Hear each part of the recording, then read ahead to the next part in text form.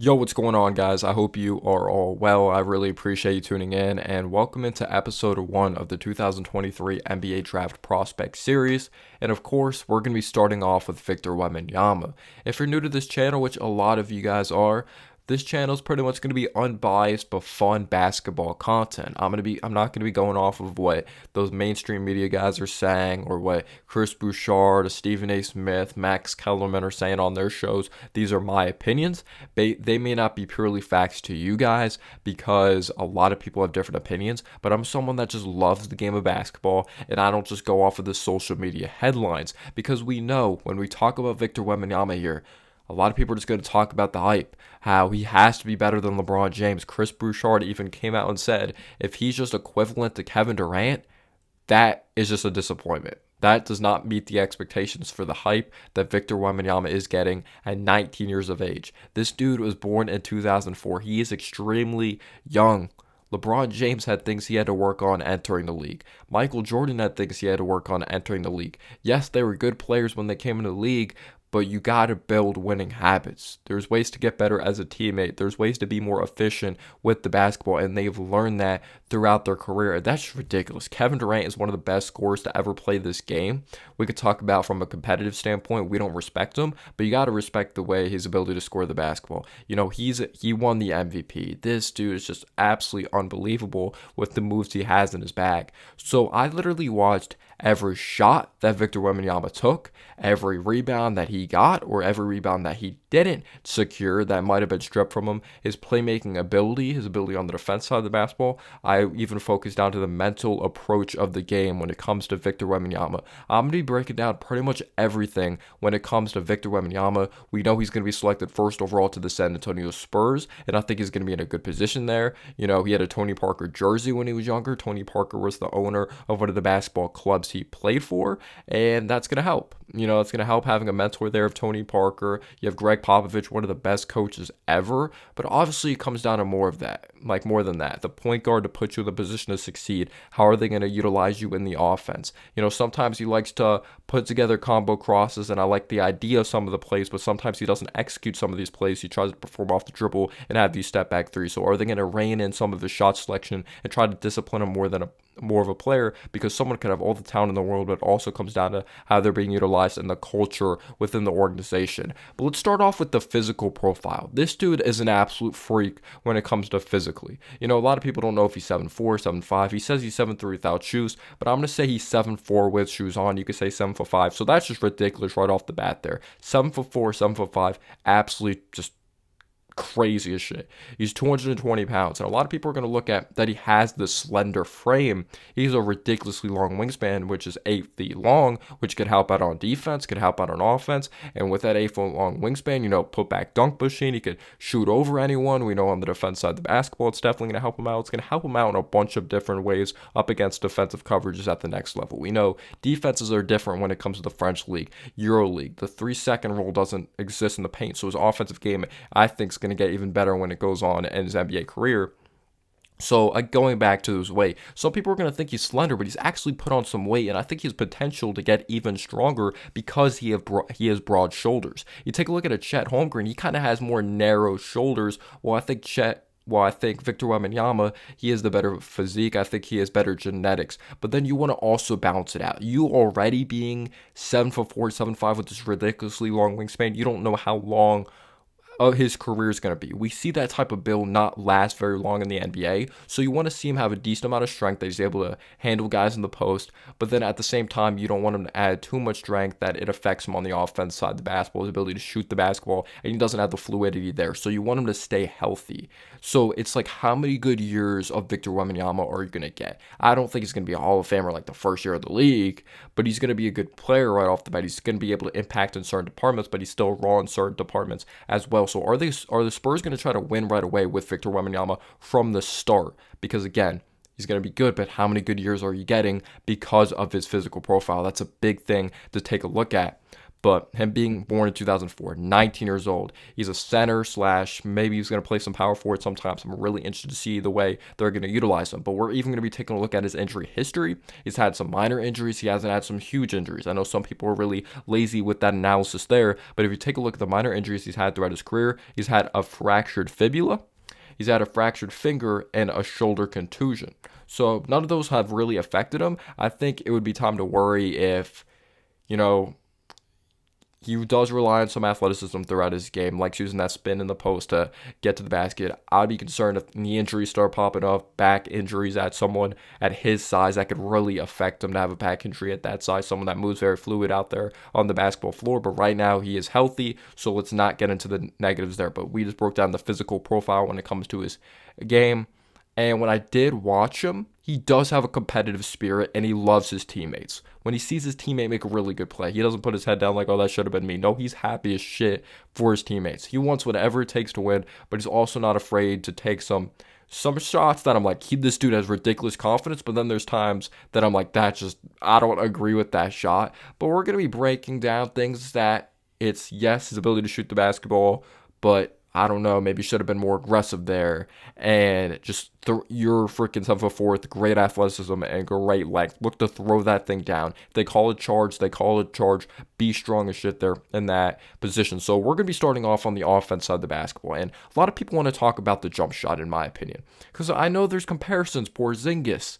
Because, in my opinion, that's a lazy comparison. Porzingis coming from overseas, I thought they both have more mechanics. I thought Porzingis had a quicker release entering the league, and I thought his shot was more ready, and it was a little more consistent than a Victor Wembanyama's. Because Victor Wembanyama, what I love about his jump shot from mid-range, closer to the basket, turnaround jumper, I'm going to be going into his go-to moves, his shot from the outside three-point territory. So he has the ability to be like a three-level scorer at the next level. It's not a set shot. I know Jaren Jackson Jr. is a lot shorter than a Victor Wembanyama, but Jaren Jackson Jr. still has some size. So he's someone that can space the floor, maybe not a crazy good efficiency like he doesn't have crazy efficiency like Dirk did from beyond the arc. But if you look at Jaren Jackson Jr.'s mechanics, I do think they kind of do hurt him in his game, that his shot falls short, or sometimes someone's able to like contest it a little well because he has the set shot. He's a set shot. He starts really low, and sometimes he shoots with two hands. It's kind of unorthodox that we've kind of seen since the summer league days. While you look at Victor Wembanyama, it's like an actual jump shot. It's not a set shot that he's starting low. He's a very high set point, good base, good mechanics, not a two-handed shot. Like, he has extremely great mechanics. It's not like he knows how to shoot the basketball. He has the right mechanics there. It comes down to the consistency, though, because we've seen him be able to shoot the basketball in a bunch of different ways on the move, pick and pop situations. He's shown it. He could do it off the dribble, relocating. So the versatility is there. The upside is there. The limitless range is there. But it's like, will it be consistent? And these negatives that I'm pointing out, I do think can get better at the next level. He's 19 years old, has a great work ethic, great head on his shoulders, has a good mindset. But he shoots 30% from three. So he's shown that he has shots that go in, but it's just not on a consistent basis yet. But he's shown fluid mechanics. You just watch a straight catch and shoot jumper. Oh my gosh, that thing looks like butter.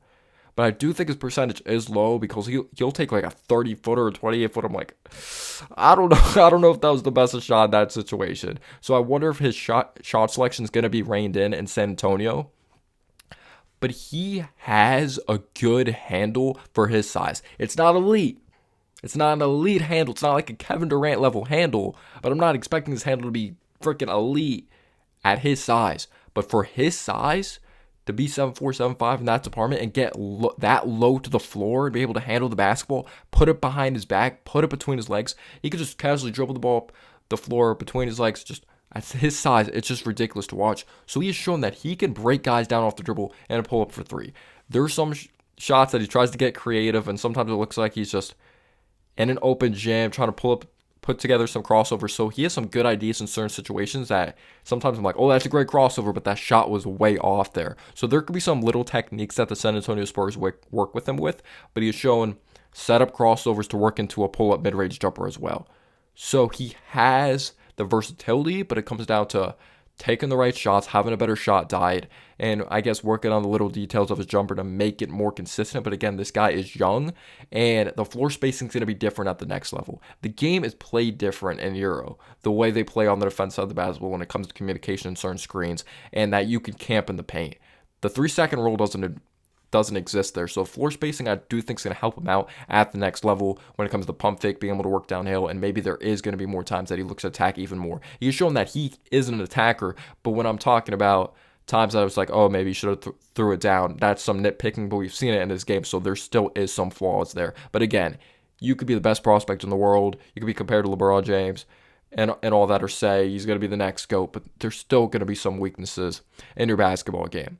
But what I love is the mid-range. I think his mid-range is more ready than the three-point, and I do think he has the ability to be a good three-point shooter, a decent one, at least at 36% clip around league average, because he has a soft touch with the tip-ins, because he shoots 80% from the free throw line, so he's showing sign of a good touch. It just comes down to being more mature as a basketball player, taking the right shots. But when you take a look at the mid-range, one play I absolutely love is the screen and pop action from the mid-range with Tremont Waters. Tremont Waters actually played for the Boston Celtics, so that's someone he could learn from as well when he was there. They're currently still in the playoffs. Congratulations to the Metropolitans. They're going pretty far right now. But I love that screen and pop action that Tremont Waters has the basketball. Victor Wembanyama sets a screen, and he's able to free up to mid-range, and Tremont Waters throws a bullet to him, and then Victor Wembanyama is able to knock down that mid-range. It really reminds me of what James Harden and Joel Embiid ran. They ran that exact same action, or damn near the same action, in that Celtics series in the second round, so he has that ability and that action for kind of that pick and pop in mid-range territory. That could be a go-to move that Trey Jones looks to set up with Wembanyama, and I think he's in a good position with Trey Jones, that he's similar to his brother, that he's steady point guard, doesn't try to do too much, and he's used to it since Duke, setting up an RJ, setting up a Zion Williamson, Cam Reddish, putting them in the right spot at the right time. Even their shooters there during the time, like a Jack White. So I think it's good that he's a steady point guard that can find him in the right spots, and I think that play could be run to perfection, and I think Tremont Waters and him are similar when it comes to play style. Obviously, Trey Jones is a better player at the next level, so I think that's going to be huge. But he has go-to moves when it comes to the mid-range face-up. He could face you up, pull up. He's like, I'm taller than you. I have this 8-foot-long wingspan, damn near 7'5". Again, you could nitpick the height and all that. Some people say 7'3", 7'4", 7'5", but he's tall as shit. He's like, I can shoot over you. I'm just going to shoot over you all day. I'm just going to face you up, shoot over you. Sometimes he's going to feel you in the post and just fade away. But I love when he faces someone up, does the half spin or does the spin, baseline, pull-up jumper. It is so beautiful, and you should not move that fluid. You should not be that agile at that size. It is just straight up ridiculous what he's able to do out there on the basketball floor. I do think he's more deadly and more consistent from mid-range at this point of his career, entering the NBA, compared to the three-point line. Even though he does have three-point potential, there's some parts of his game that, like I mentioned with the three-point shooting, that there's more potential there than maybe more production that you want. But again, it's the upside with his physical tools and what he's able to bring on defense and other things that why he's going to be drafted. Because, like I mentioned, his mid-range. But there is a nitpick, but I do think it's being real at the same time. That it's like, I understand that shot's always going to be there, you being 7'4", you being 7'5", but then there's times I'm like, all right, I understand he's shorter, and that's a quality shot because you're taller than him, but you can get even closer to the basket in that situation. Get even closer to the basket, look to back him down, and I do think he underestimates like how big he is at times. There's times he doesn't. He drives down the lane. It's like Euro step dunk. Or he's just so swift on his feet and just works downhill and lays it up and in so smoothly. But then there's times I'm like, all right, you're in the dunker spot there. If you get fouled, you get fouled. Don't be afraid of the contact. Just look to throw it down or throw up a hook shot and keep that hook shot high, because sometimes he can keep it low and it could result in a block. But I'm like, all right, you just stepped away from the paint. That was a more quality shot. You could have threw up a hook, but you stepped away from the contact. Like, sometimes you want to see him play with more of a physicality and more of his height. We've seen him play with physicality, but there's plays out there that he leaves buckets on the board. Like, that was a point there that you just didn't execute because you wanted to take the longer jumper when you are tall as shit, when you have this long wingspan. You're not facing an Embiid. I know they have different rules in overseas in that French league compared to now or in the NBA, but that's something that he steps away from the contact, steps away from the rim in sometimes unnecessary situations. But him having that spin move, that fadeaway, like, he has a butter-looking jumper that I think is only going to get better with reps. Him being young, he just has such a great work ethic. So in a transition, he could be dribbling down, pulling up for three. He does not care. He is so swift in transition. He can come up with a rebound, a defensive stop by one of his teammates, pick it up.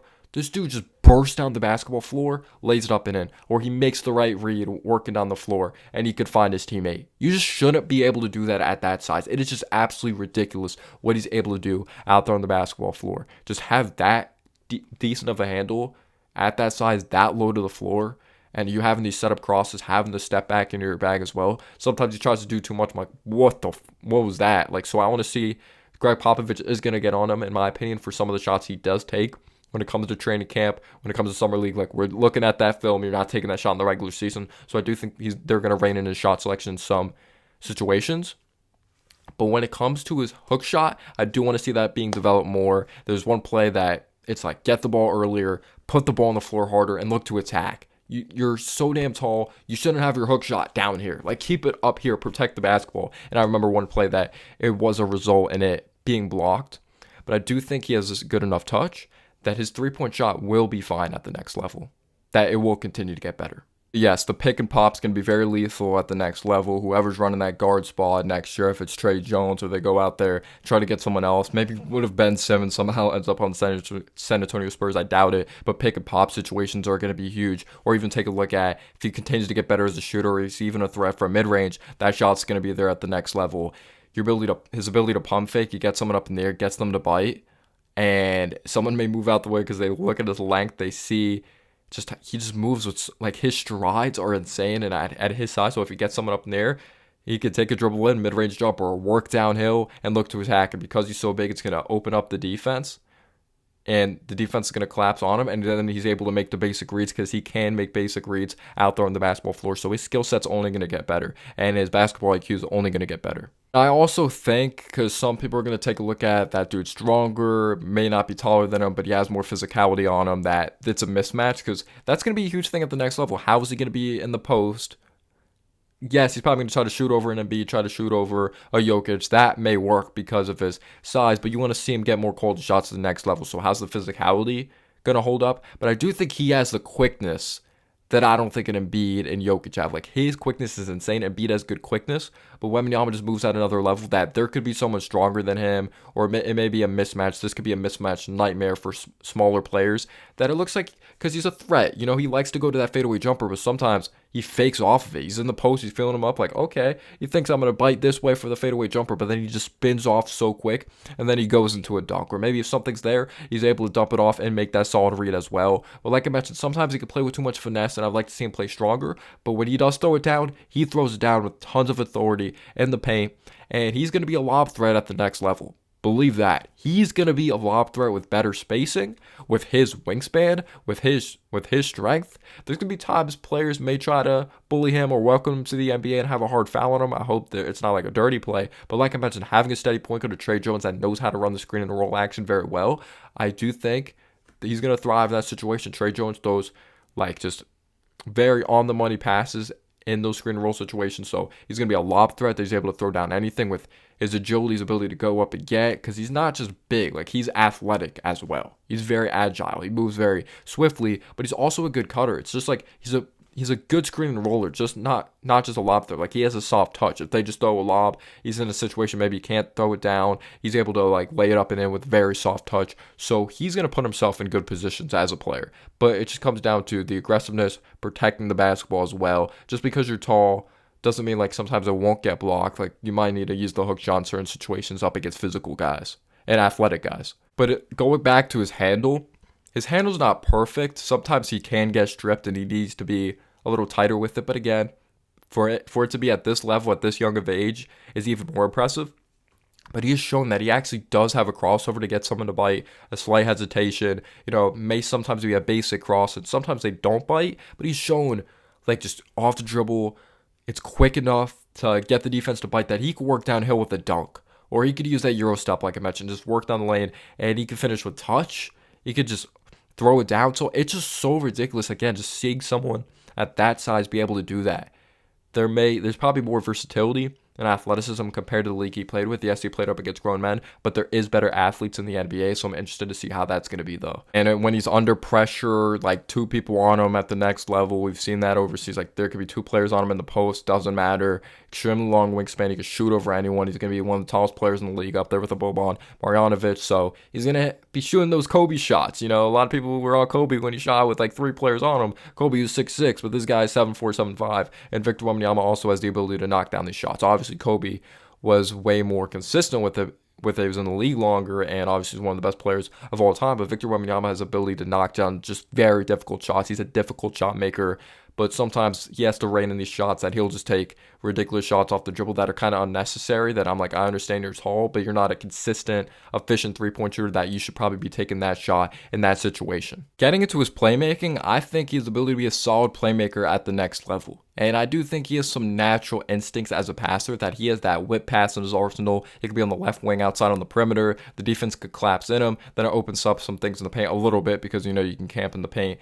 when it comes to overseas. But he has that whip pass that he could fit balls in a very tight window. So he recognizes his teammates cutting. He does a really good job acting as a decoy, you know, pretending to be that screen setter to free himself open for a shot. But it's really him just getting the basketball and finding someone backdoor, sometimes making no-look passes. So he does a good job recognizing when teammates are diving to the basket. He recognizes players' instincts and the way they play the game, puts them in the right position to succeed. Like, even sometimes he'll run the show. Again, I don't know what his responsibility is going to be in San Antonio, but he has the ability to pick up the basketball, dribble it down the floor with good handles, good agility, and make the right read. It's his ability to handle the basketball and just move so swiftly, and how agile he is. I think it's just extremely going to be freakish finding a Jeremy Sohan, finding a Keldon Johnson, because they have good cutters on that team personnel wise. But he does have a bad habit, though. Like, he has basic instincts, but sometimes I feel he thinks he's a better passer than he really is. Like, he's a good passer of the basketball, but sometimes he has this instinct that he goes up to rise and shoot. He could probably shoot it, but last second he sees his teammate in the paint that he's like, ooh, I could thread this into a very tight window. That can result in turnovers. Also, sometimes being loose with the basketball could result in turnovers as well. I'm not a huge turnover guy. Like, I'm not really on players a lot when it comes to turnovers, unless it's in late game situations, because it's such a fast game. It's just going to happen. You're going to turn the ball over, so you want to have that short-term memory. But sometimes he tries to fend to such a tight window, and then the defense does such a great job closing in on it because it doesn't have enough velocity. So he could be up in there and just try to just dump it down very quick, but it's just not quick enough. He's not a Lonzo Ball type of pass or Magic Johnson to the point that he could put so much velocity behind it. But he has shown that he can be a solid playmaker at the next level. You could also talk about, you want to see him keep the ball higher on some defensive rebounds. He has the ability, obviously, to rebound the ball at a very high level, has solid boxing out instincts. But sometimes you want to see him be a little more physical and not just rely on his size, even though, like, yeah, size is outrageous. So there's certain situations you want to see him rely on his size, but sometimes he'll dip the basketball and then he's not looking, doesn't have the proper awareness, and then they end up stealing the basketball from him, the opposing team, which could result in a turnover that I think he really needs to look out for. There's a time late game situation, double team coming, and I understand you have the confidence, you're 7'4" to shoot over anyone, but he dips the ball low. He doesn't keep it high. He doesn't pivot. Could have found someone wide open for a jumper, but instead he kind of just panics, which I didn't understand, because you're so much taller than these guys. You either shoot it or you pass the basketball. For some reason, he just panicked. He ended up traveling in a big-time situation that he should have made the quick read and should have kept the ball very high, and then it wouldn't have been a potential shot that the opposing team could have got the basketball. But when it comes to his defensive rebounding, I think it's something we're just going to have to wait and see when it comes to the physicality of the NBA. The height's going to be there to get some rebounds. He's at least going to average 8 rebounds at the next level, but it comes down to the 50-50 balls. But he has shown that if the ball is not in his area, he's not going to just be lazy and be like, all right, he's going to get it. No, he's going to look to track down the ball, but I think he is going to have the ability to be an elite offensive rebounder from day one, at least in the putback dunk department,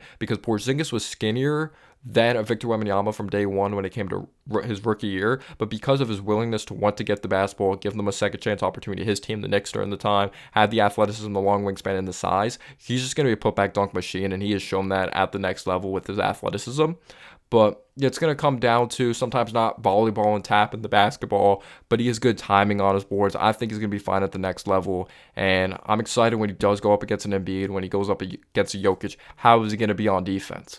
How is he going to be in that department? Because a lot of people are going to have the lazy takes. Oh, he's not going to be able to stop Embiid. He's not going to be able to stop Jokic. On the perimeter, I think he's going to be fine because he's very agile. He moves very well on the perimeter with that wingspan, and he's a nightmare closing out on shots or just defending the perimeter because he could be like 1 second late to a closeout and still alter a shot. That's one of the things. Sometimes he has to not always go for that home run block and look to keep the ball in bounds and not always try to swat it out of bounds in certain situations. But on the perimeter, I think he'll be fine with the Jokic and Embiid. A bang in the post, how's it going to be? But yeah, not many players can contain a Jokic or an Embiid. They're some of the best players in the game. There's a reason why Embiid won an MVP, why Jokic has won a few MVPs as well. But when it comes to rebounding, when it comes to in the post, yeah, how is Victor going to be there? Sometimes he can get away with certain situations with his very long wingspan when he's out of position, but these guys are extremely strong. But he has solid instincts on the defense side of the basketball. He moves his feet very well, but sometimes he could be a little too jumpy as well. But he's a good communicator. He's a great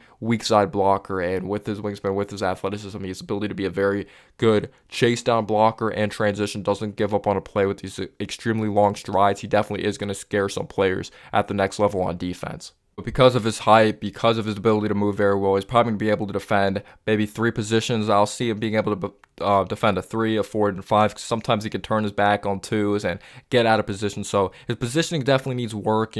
Sometimes he's outside on the perimeter when he should be in the interior. But again, it comes with experience. It comes with reps. And having Greg Popovich as a coach is definitely gonna help out a lot. And a specific that some people don't look at, he has broad shoulders. I think he'll be fine when it comes to the upper half department, when it comes to defending a Jokic and defending an Embiid. But a lot of people don't look at, most of your strength comes down to like this area right here, your torso, and it comes down to your legs. How are your legs able to keep up with the strength and the physicality? Can you stay on balance? So I think he's going to have to strengthen his legs as well if he wants to be able to keep up with those physical and thicker dudes that aren't just an Embiid or a Jokic as well. But we know he's going to be a solid rim protector at the next level. We just know right off the bat he's probably going to average 2 blocks per game with his alone 8-foot wingspan and because of his size. But it just comes down to sometimes altering shots, not always trying to make the home run play. But his ability to block with both hands, he's ambidextrous when it comes to that department, being able to block with both hands. But I think he's going to be a solid defender, and I think he's going to continue to get better. And I just think he's going to have the work ethic and continue to watch film. So Victor Wembanyama is a very talented basketball player that has outside shooting potential. He could shoot it from mid-range. He runs the floor like an absolute beast. It's going to help him out being able to run the floor on the defense side of the basketball, be a rim protector, have the pick and pop from mid-range, be this lob threat, offensive rebound beast. He has a great work ethic, and he's definitely going to bring some things to the next level. But how's he going to be able to handle the blitzes at the next level? That's something to work on. Sometimes not try to do too much with the basketball that can result in turnovers with his handle, his shot selection. So there's some things he needs to work on, being too jumpy. And he's just going to continue to get better, though. He's going to continue to be seasoned and experienced. I don't have a player comp for him. I don't like to be like that, but I am a believer in Victor Wembanyama. I do think he has to become more physical as a screen setter as well, but there's plays that he does enough to free himself up. But let me know down below your thoughts on Victor Wembanyama, and peace out, y'all.